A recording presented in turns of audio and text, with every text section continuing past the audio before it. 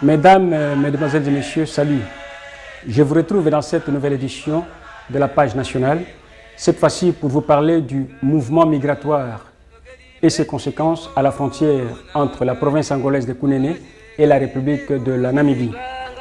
Kunene, province située à l'extrême sud de l'Angola, avec une extension territoriale de 77 213 km² et 6 municipalités, a été une des régions du pays le plus affectée par la guerre. Aujourd'hui, et plus précisément avec le rétablissement de la paix en 2002, Kunene connaît une nouvelle dynamique dans son économie.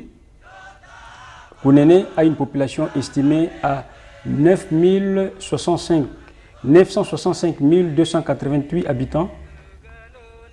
Le fait de partager une frontière avec la Namibie sur une extension de 460 km², dont 120 fluviaux, Kunene enregistre un mouvement migratoire considérable, notamment au poste frontalier de Santa Clara dans la municipalité de Namakunde.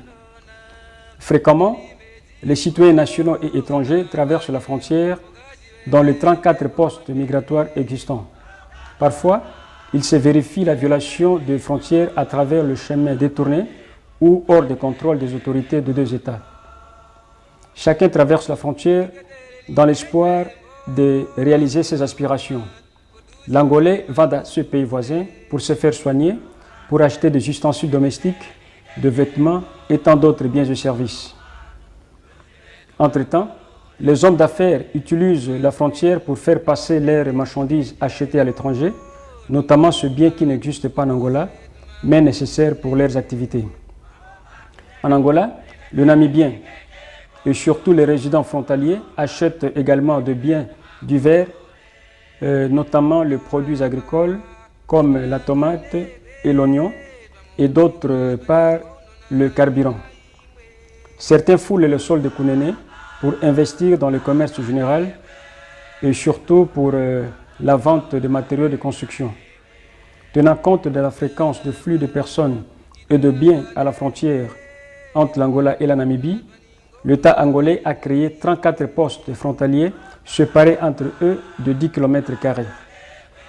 Les organes qui fonctionnent à la frontière travaillent ardemment pour que la traversée soit faite dans les normes établies. Ces interlocuteurs ont toutefois pointé quelques difficultés, comme la langue, sachant que le pays voisin, donc la Namibie, a comme langue officielle l'anglais. Et une autre difficulté, c'est le moyen de transport qui fait face à la frontière. Ils ont dit que l'esprit des missions pour contrôler la frontière est dans la mémoire de divers organes présents, notamment les douanes, le service de migration étranger, la poste, la police fiscale et garde frontalière. Dans ce long parcours dans les localités frontalières de l'Angola, l'équipe de l'agence angolaise de presse a eu l'opportunité de parler avec des groupes de la communauté de l'ethnie Vatwa, habitant la municipalité de Kuroka, à 333 km de Ondjiva, chef-lieu de la province de Kunene. Ces groupes ethniques Vatwa, incluant d'autres qui résident également dans la zone frontalière, ont des familles vivant dans les deux pays et traversent fréquemment la frontière. Cela ressort de l'histoire selon laquelle, lors de la tenue de la conférence de Berlin en Allemagne en 1885, les puissants colonisateurs, traçant les limites géographiques actuelles, n'ont pas tenu compte des communautés des autochtones. Visiter la municipalité de Kuroka est un défi parce que la voie qui lie la municipalité de Kahama dans cette région frontalière à la Namibie est non asphaltée et rocailleuse.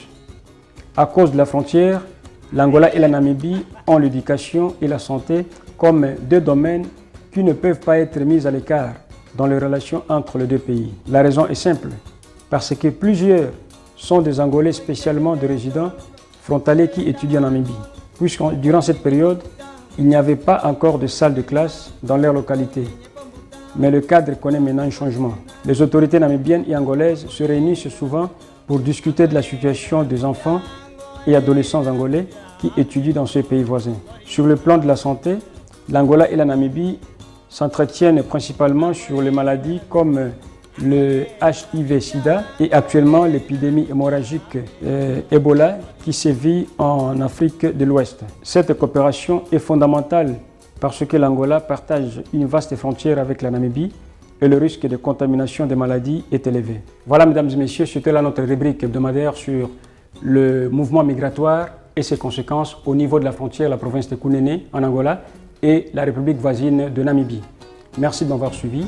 Salut et portez-vous bien. Au revoir.